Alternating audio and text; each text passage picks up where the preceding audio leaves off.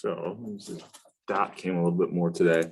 So where are we at with things? We've got what this week, next week, and then we're at finals week, right? So we won't meet that Monday of finals week, but it won't be new material. I'll just use that time space to kind of do some review. I'll get some practice problems up at some point tomorrow that cover kind of that last batch of stuff we did, and then also another set that'll kind of go over what we're going to be covering these final 2 weeks. Okay. So you've got that fifth homework kind of sitting out there. I'll also probably put up a sixth one that'll be meant more so to be like an additional study tool. I'll end up dropping kind of your lowest homework. So you'll have that sixth one, but if you've done the first 5 and you're okay with it, you don't have to like treat it as much as an assignment. You can kind of use it more as like a study tool. Now, if you ended up missing an assignment, you forgot to turn one in, this sixth one that I'll put up will be a really good way to kind of help boost that grade in the homework category. All right. So you've got this fifth homework assignment at some point tomorrow. I'll get that sixth one up there as well, so that you'll have kind of that to replace one if you forgot, if you missed one earlier in the semester. Or if you've done the first 5 and you're okay with your grade on them, that sixth one you can kind of be more so as like an additional study tool. Okay. Is that clear? Any questions on what I'm saying there?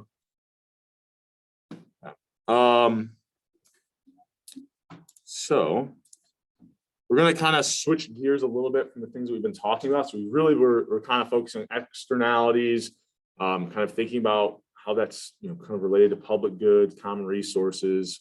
We had a little bit of game theory in there. Now we're going to switch over and we're going to start talking about a market. And initially, it's going to be, I think, easier. It goes back to almost like what we were doing on kind of the first exam with supply and demand, and that is kind of looking at the labor market. Right? So we're going to come up with how we can analyze a labor market, right? The market for workers, right? And it's going to be using a lot of the things we've talked about already. So this is where like the final is not comprehensive, but the last, the final topics we're talking about do incorporate a lot of the other things that we've already talked about. So for the marginal product of labor, what do we know, what have we said occurs with that? So you've got my marginal product of labor, right? There was one law we talked about. We knew that it was going to be declining. So why was that? Yeah, there was diminishing returns, right? We kind of, hold on. Why is this freaking out? Okay. No. We're having technical difficulties. Give me 1 second here. I think I know why it doesn't like this. I think it's because it's in presenter mode. So we'll see if I can get this. Okay. So we'll try this one more time. If it does that again, we might have to go to where I don't show you this in presenter mode. So we know it's diminishing, right? We hire the best worker first, and the next most productive, et cetera. Now, we might see this initial period of specialization, but we would never stop hiring these workers if they're becoming more productive. So we're really just going to focus on that portion of marginal product that's diminishing, right? After the gains of specialization have come and wiped out or realized.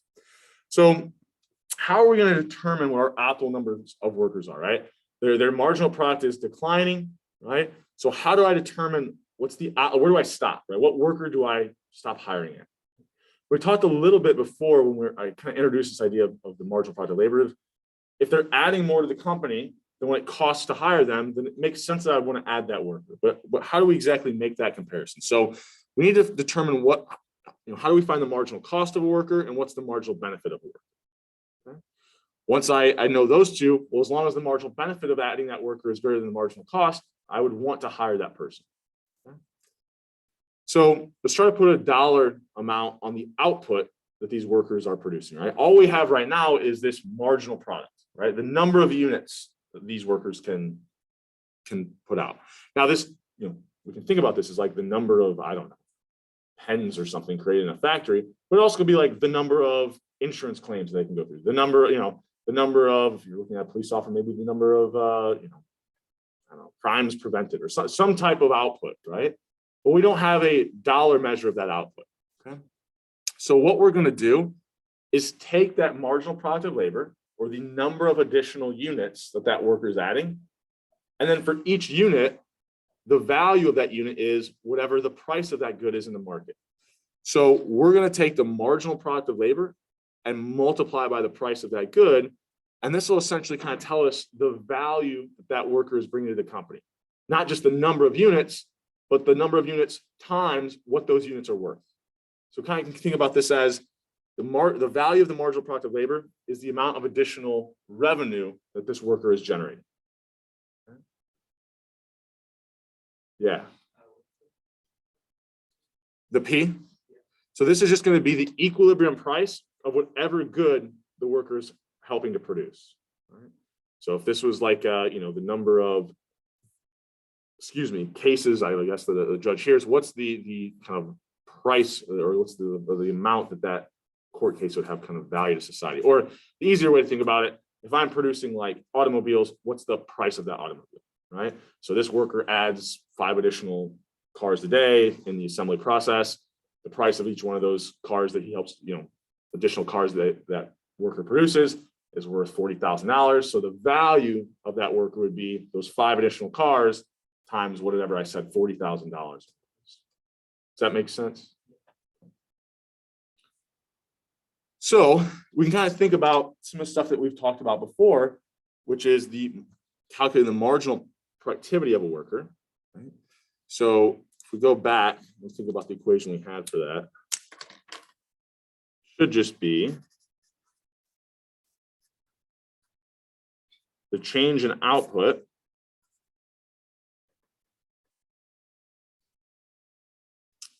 and here, what do I want to call this? I want to call this the change in the quantity of labor. So more often than not, I think a lot of these first examples, I introduce this as like thinking more so as the number of workers.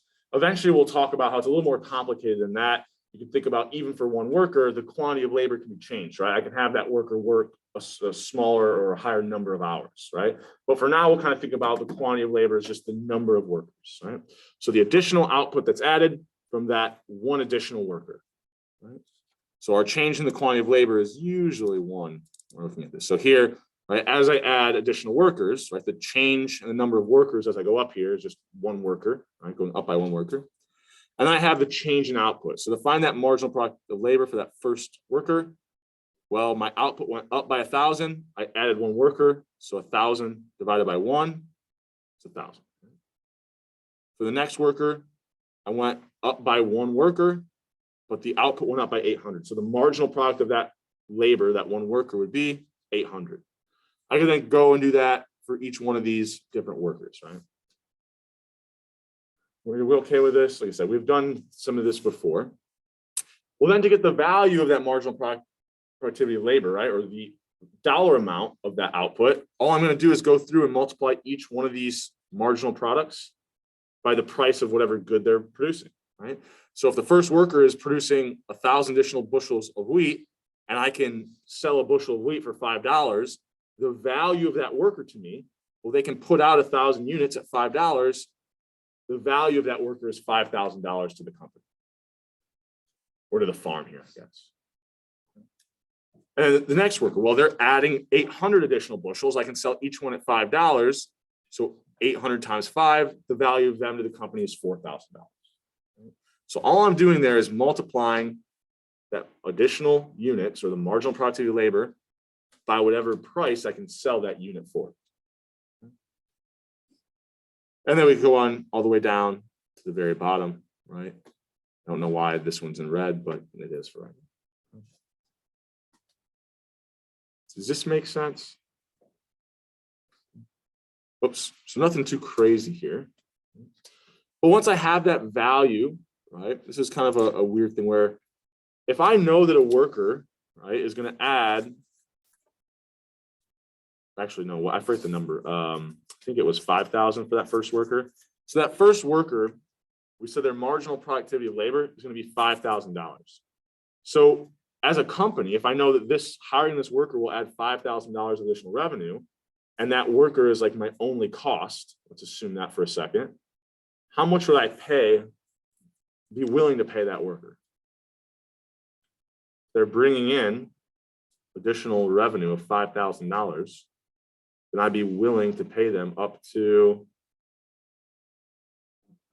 that. Yeah, that right up to that amount, right? We would say they'd be indifferent about paying them $5,000, right? Because their net benefit would be zero, right?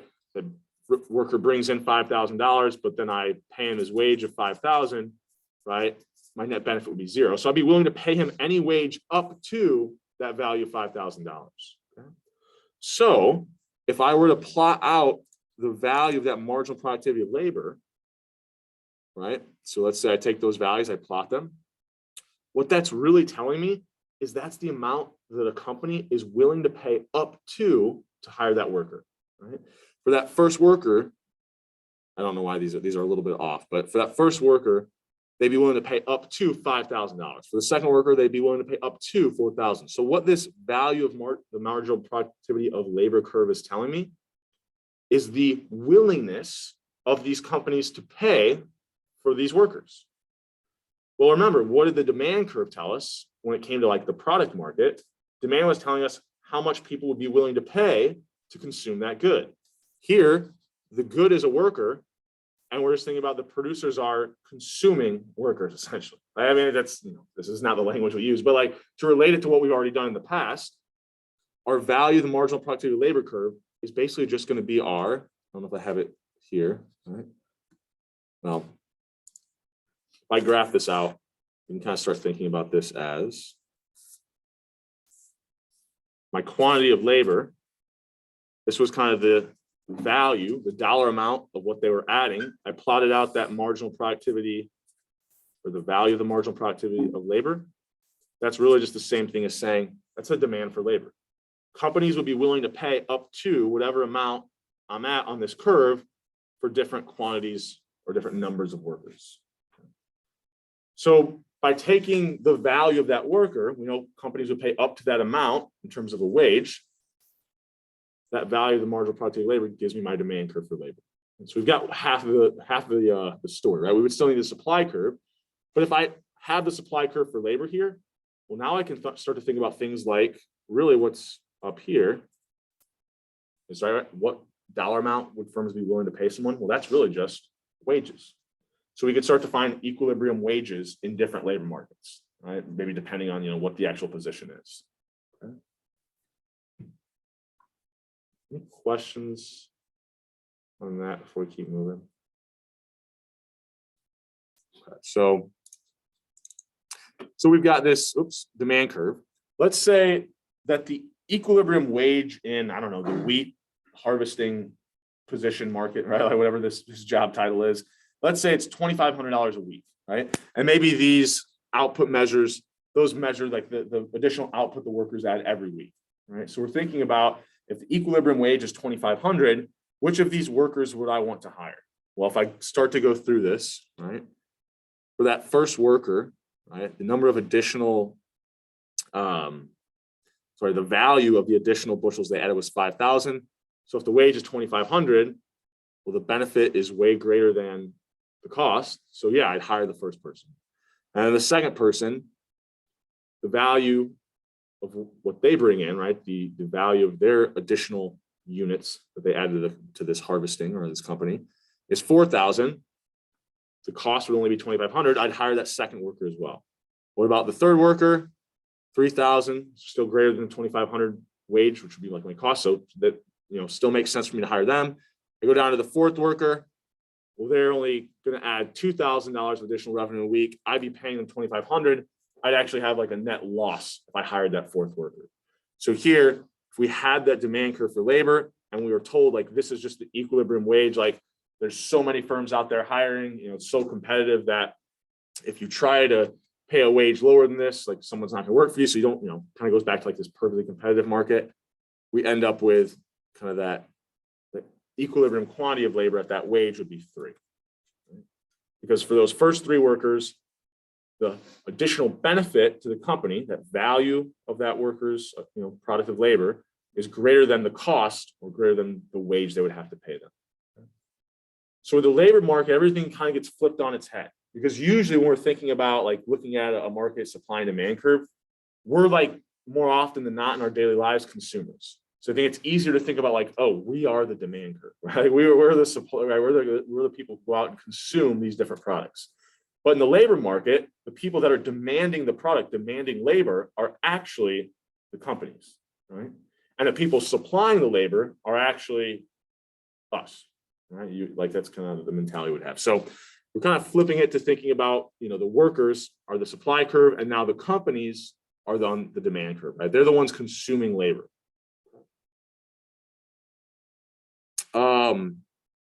What do I want to say here? So yeah, if I think about, a perfectly competitive market, whatever the equilibrium wages in that market, I can't get away with charging a wage anything other than that, right? If I start to, or sorry, any lower than that, if I start to not pay my workers, as much as the equilibrium wage, in the long run, they're going to leave my company and go work somewhere else, right? But to these companies that are willing to pay that higher equilibrium wage. Okay. But yeah, I already kind of mentioned this this value of the marginal productivity of labor really represents our demand curve, right? Because it represents different amounts that we know companies will be willing to pay up to whatever that workers bring in, or pay a wage that's equal to whatever that value is of adding that worker to the company. Like we've obviously, this is simplistic for right now. There's many factors thinking about employment decisions, but kind of the base, kind of, starting out, this is the principles that will be applied. Okay. So let's say, I'll kind of walk through this one. I think I had a different example. I must have pulled up in the wrong file.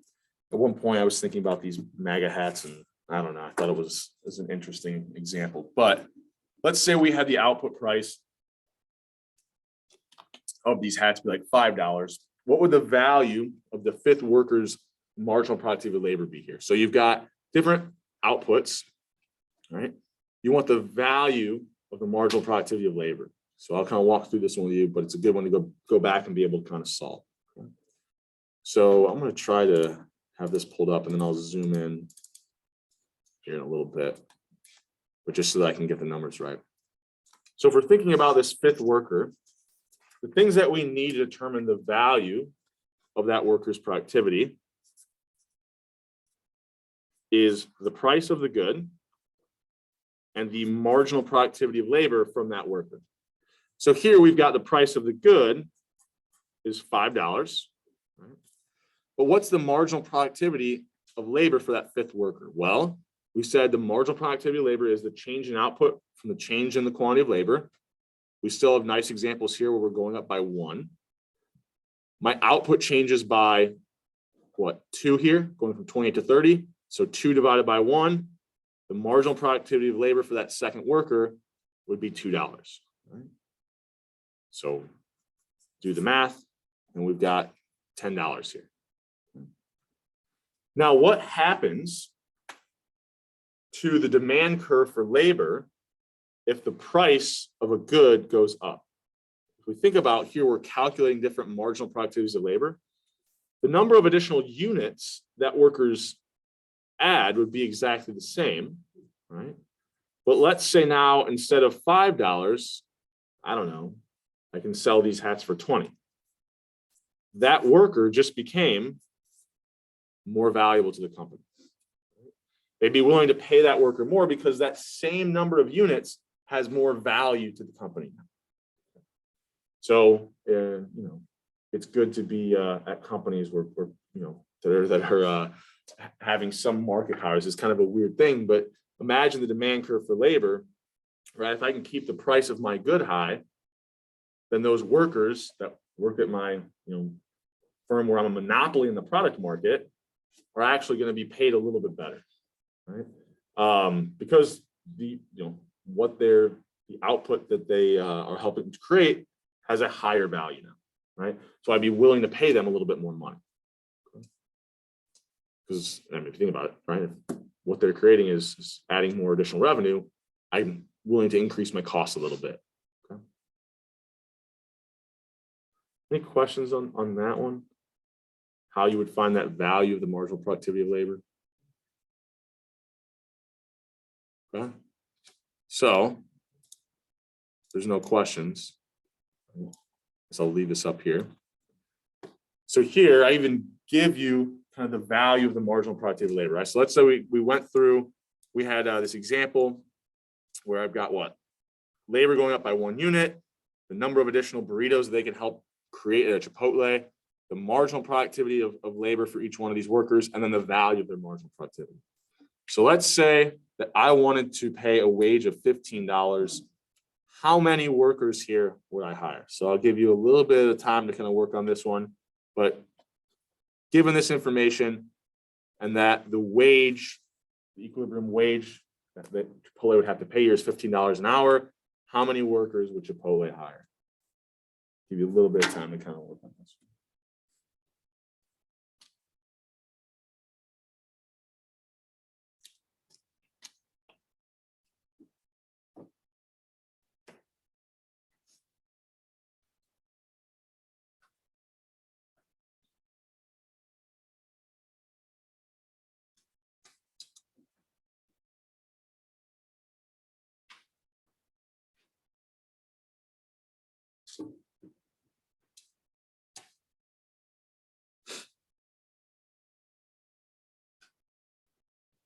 All right.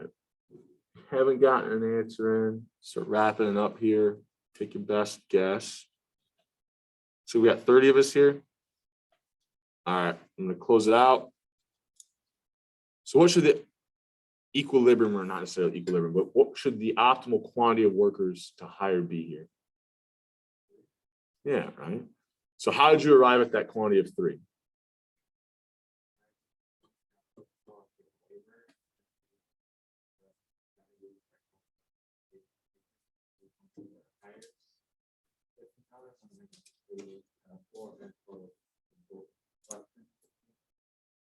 Yeah, so if you're looking at the value of the marginal productivity of labor, what you're really thinking about is, I would want to hire a worker if the value of their output, what they're bringing in, is greater than the wage. So if I look at that column where I had the value of the marginal productivity of labor, all I'm really looking for is, and I'd be indifferent if they were equal, right? So I would be willing to hire someone as long as that value of the marginal productivity of labor is greater than or equal to that wage, okay? So we had the wage of what? Was it 2,500? Not, wow, I'm way off, sorry. I was thinking about something else. So $15. So I go through here, the first worker brings in way more than $15. Second worker brings in way more. Third worker brings in more. The fourth worker doesn't. So I don't hire that fourth worker, and kind of that optimal quantity of workers there would be 3. Okay?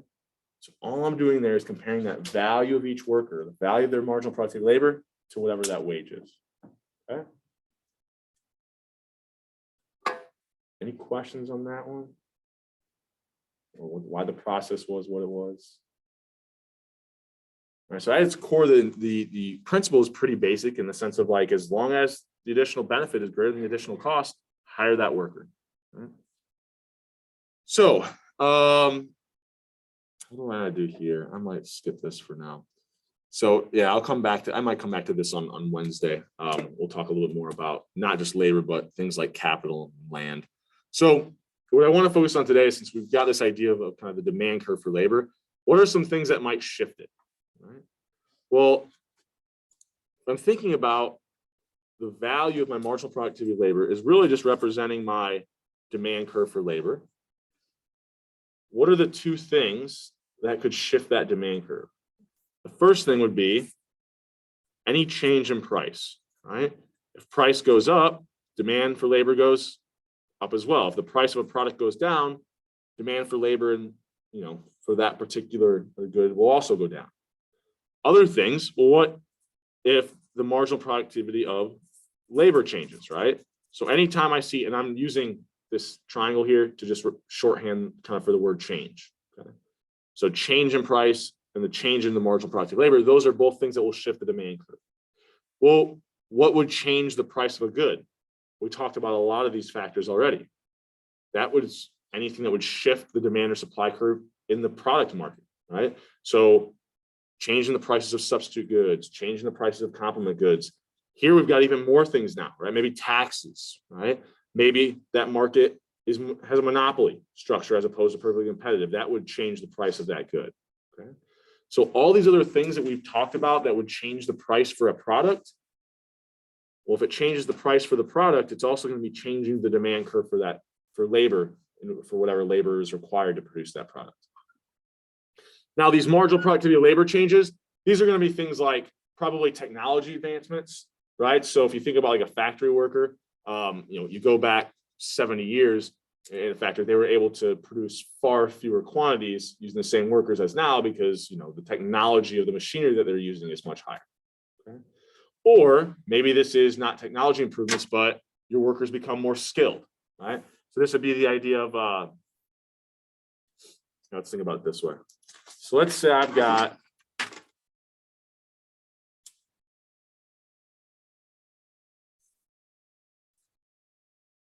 thinking about the quantity of labor and kind of the wage, right? And this wage is really just a dollar amount, which I can think about, right? We said firms would be willing to pay a wage up to whatever the value of that worker was. Okay. So let's say that I've got, we'll call this unskilled workers, right? So I'm using US here, but you could write out unskilled. Right? So maybe I've got, some, company where there's some jobs that really don't take a lot of skill. These are kind of, you just need people, I'll give an example.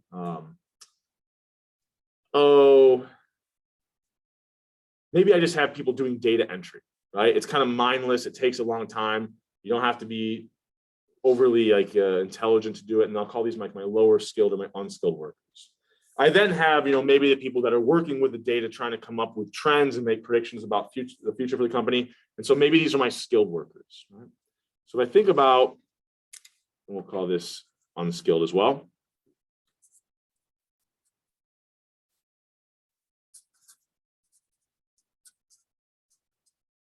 So if I'm comparing these two, skilled versus unskilled workers, they're both helping to create the same product. So the price of the product that they eventually put out is going to be the same, right? However, my unskilled workers, they're unskilled, so their marginal productivity of labor is going to be much lower than the marginal productivity of labor for my skilled workers. So I kind of think about it there, the demand curve. If I can do things that help boost or improve my marginal productivity of labor, make me a more productive worker, that's actually going to increase the demand for my labor, right? So for these skilled workers, the demand for their labor is going to be much higher because even if the unit they're helping to produce, the output they're helping to produce is the exact same, they're able to produce a lot more units than their unskilled counterparts. Now, and this could be something like, how do I differentiate between skilled and unskilled? Well, maybe this is like things learned on the job, right? So I don't know exactly, everyone's experience or what jobs you've had. There's a lot of jobs where you'll start out at a certain pay, and then after 60, 90 days, they then kind of bump you up, right? And the reasoning there is because they know while they're training you, you're very unskilled, right? You haven't done this job before, you're learning kind of how to do everything. Once, your kind of probationary period is over at 60, 90 days, they now know that you're probably a more efficient worker. You kind of have learned whatever the position is, right? You kind of improved your skills. And so then they're willing to pay you more, or the demand for your labor is a little bit higher. Right? This is also, you can think about why, I don't know, maybe we think about things that, that don't take a lot of skill to do, like these lower level positions. That's why you get paid low, a lower wage at a lower level position as opposed to a higher wage, a higher, high level position. If you can bring more to the company, right? Bring a higher value to the company, they're going to be willing to pay you more. Right? Any questions on that before we keep moving here? Okay. Well, I'll wait. I'll hold off on some of the other discussion until we get through the supply curve for labor. So we've got these things that can shift. I kind of already mentioned technology. Other factors, though, that increase productivity, like education, maybe. So it's not just hands-on experience that would help improve your marginal productivity labor. Like maybe going out and getting a degree might help improve your marginal productive labor at different positions. But then anything that changes the output price, we have to remember, will also kind of shift the demand curve for labor. Okay. Any questions here before we keep moving? Okay. So shifts in the demand curve for labor are just like shifts we've seen in the demand curve before. You can think about it as though the demand curve is increasing, or you thought about it as like a shift to the right. Either one, it's just two different ways of thinking about it. What it's really just saying is that if the demand curve for labor is higher, at the same wage, I'd be willing to hire more workers. Or you can think about it as if I had the same number of workers, I'd be willing to pay that last worker a higher amount, right? After I see this, increase in the demand curve. Okay. So this looks just like our shifts in the demand curve when we're looking at the product market. Okay. So we can make this connection between marginal costs and the marginal productivity of labor.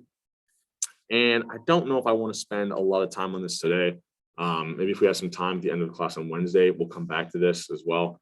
It's not necessarily something I'm ever going to expect you to kind of recreate, but you can work through, thinking about, we've talked before a little bit about the relationship between marginal costs and the marginal productivity of labor. And, that's related to the wage that I'm paying, the equilibrium wage I'm paying these workers. You can kind of basically get it down to where is it? Eventually, I can get it down to the price kind of that I'm charging for my product will be exactly equal to the marginal cost. You think about the marginal cost is really just the wage that I'm paying a worker divided by the number of additional units they add. I'll probably revisit this because it's a little bit more in depth and I want to spend some time on it. And I want to try to make sure we can get to some equilibrium wages today. So we'll revisit this on Wednesday. So let's think about, instead of our demand curve for labor now, the supply curve for labor. Okay? So if we're thinking about the supply curve for labor, what we're really saying is, okay, at different wages, how many people can we convince to work this job, right? If they paid $200,000 a year, I think a lot of us would probably be okay. Like, I'd be a garbage man or something like that, right? I'd ride the back of a truck and be completely fine with it, right? There'd be a lot more people who'd be willing to do that job if the wage is a lot higher, right? So instead of thinking about the overall kind of demand, let's just kind of break this down, because every worker has to make their own decisions, right? So instead of thinking about this as, do I want to do the job or not? Think about, if I have a job and they want to pay me a different wage, would I put in more or fewer hours? So now the quantity of labor we can think about, when we're talking about workers, what we're really talking about is like labor hours. Now we might be able to equate like 40 hours a week to one worker, right? But what we're really thinking about is we do have the choice of several different labor hours, not just like 40, right? I don't have to, once I hire a worker, I can have one worker work a different number. So let's think about the worker's decision, right? Now, the worker is the kind of supplier of labor, okay? So here we're thinking about the supply curve. So if wages go up, right, people might be willing to work more hours. That kind of is intuitive, right? If you pay me a higher wage for the job, I'm going to be willing to work more, right? So what we call this is like, there's this trade-off we think of between labor and leisure. So leisure is just like, relaxing, right? Or essentially here, not working. So what's the, I can think about, I have two choices what to do with my time. I can work or I can do something else, right? That something else is leisure. Okay? So as you start to increase the wage you pay a worker, they start to say, well, yeah, I'm okay working maybe 9 or 10 hours, having fewer leisure hours, working a higher number of hours because you're paying me more, right? That's intuitive. We would call that the substitution effect. When the value of working an additional hour becomes a little bit greater, I substitute away from my leisure hours, right? I decrease those, and I put more of my hours, more of my time, or I'd be willing to put more of my time into working because I can get a higher wage. But there's also this opposite effect that competes with this, right? So if I start to pay people more, which baffles my mind that people, there's some people I don't think this applies to, but for some people, let's say, I don't know, you had a job and somehow you're getting paid like $500,000 a year, right? And you just kind of stumbled into it, but you really are okay. Like, you value your time away from work. You like to do things. that bring more joy to your life, or maybe this is like family, friends, right? Whatever it is, base jumping, I don't care what it is, right? But like these other things you value. Well, if I'm getting $500,000 a year for my job, and I'm, the hours I work are directly related to that wage, maybe I'm only making $400,000 a year. So instead of continuing to work the same number of hours at this much higher wage, maybe I actually work a little bit less because I'm kind of okay with this like base level of like $400,000. The additional $100,000 is nice, but it isn't more valuable than not spending time with my family or something like that. So we have this competing effect, which is the income effect. And this is obviously going to vary across workers, right? Everyone's income effect would probably be a little bit different. I might value my leisure time more than someone else, or vice versa. Okay. So we've got these two competing effects driving kind of the weight or the number of hours someone would work from different wages in different directions, right?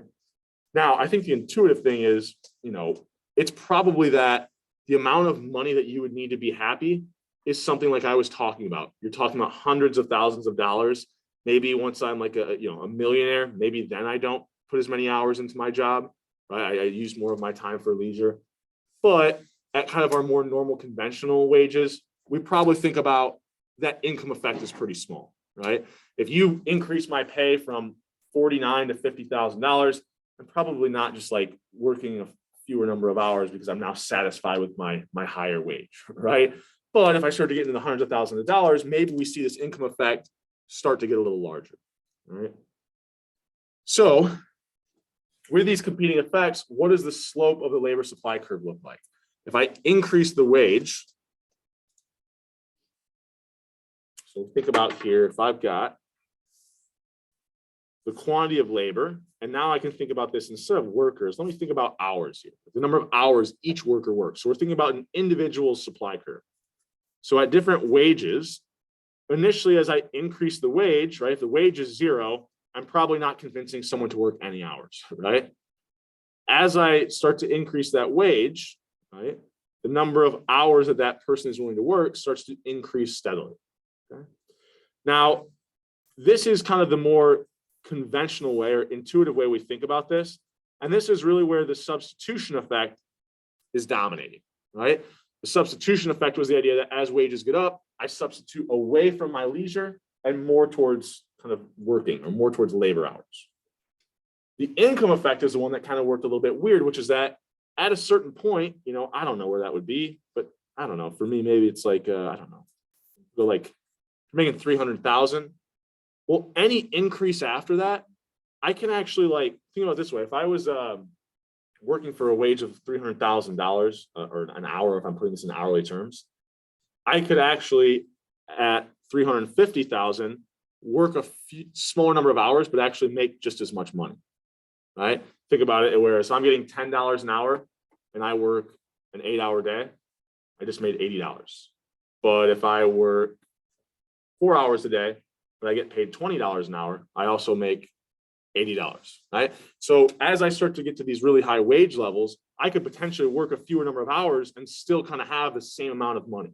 And if I'm okay with that amount of money, that's fine. So what we can get is that after a certain point, if you increase the wage, you actually start to get people to work a fewer number of hours. We kind of get this backward bending supply curve. Now, it's very rare, like I said, we're talking about probably only for really high wage range or wage ranges. But it could, something like this could occur. We do see it at certain positions or certain labor, the labor market for certain careers or jobs or positions. But more often than not, we're living in this world where the substitution effect dominates. That as you pay more people per hour, they're willing to work more hours. Okay? So this exists, it's interesting, but a lot of times when we're analyzing labor markets, it's not the most, it doesn't show up very often, right? It's only if we were looking at very, very high paying careers. So would it ever like dominate? So at lower wages, the substitution effect dominates. At higher wages, we probably see the income effect start to dominate, right? And our labor supply curve, if we kind of have a more normal labor market where wages are in, reasonable ranges, probably looks something like this. if we had something where we're looking at really high wage ranges, maybe we start to get in the, the amount of money they're making per hour is just ridiculous. Maybe I start to see kind of this backward bending supply curve. Okay. Any questions on this? Does this kind of make a little bit of sense here? So now that we have our labor supply curve, right? And from here, I'll kind of use like this more normal one, since we'll start to talk about the issues that are related to labor markets for positions that aren't paying ridiculous like CEO dollars. This will be our labor supply curve, right? And the labor supply curve basically tells you how much you would need to pay that worker, or what wage you would need to pay that worker to get them to supply this many hours. Right? So if you want the worker to work 50 hours, you're going to have to pay a much higher wage than if you only want them to work 40. Right? So this is why, how do we convince people to work more than 40 hours? They start to do what? Usually give you overtime, right? So this is because they know once you hit that 40, I mean, you're exhausted, you need some rest, you want to do something other than work. So in order to convince you to work a little bit more that week, maybe they'll pay you a higher wage. Right? That's the general idea. Now, for some people, they would have worked more hours anyways, but the general idea is there. The supply curve is going to tell you what wage you would have to pay that person to get them to work that many hours, right? Or it's essentially telling you, so if we had like a more normal supply curve here, what it's really telling you is the marginal cost. Remember, supply curve is marginal cost. It's telling you the marginal cost of giving up that leisure hour, right? Because that person's only willing to give up that leisure hour if you can pay them a wage that's greater than or equal to that marginal cost. So the supply curve is telling you this is the last wage that someone will be willing to accept to work that additional hour, or whatever, at whatever quantity we're looking at. So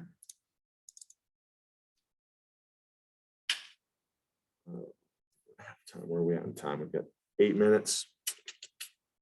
So I'll briefly kind of mention some things here, and then we'll kind of think about equilibrium, and then we'll kind of call it for the day. So things that shift this labor supply curve would just be like if people have changes in their taste or attitude. I mean, there's a lot of it that we can't capture. When it comes to individual workers, we're talking about preferences, right? Everybody's going to have different marginal costs to their leisure hours.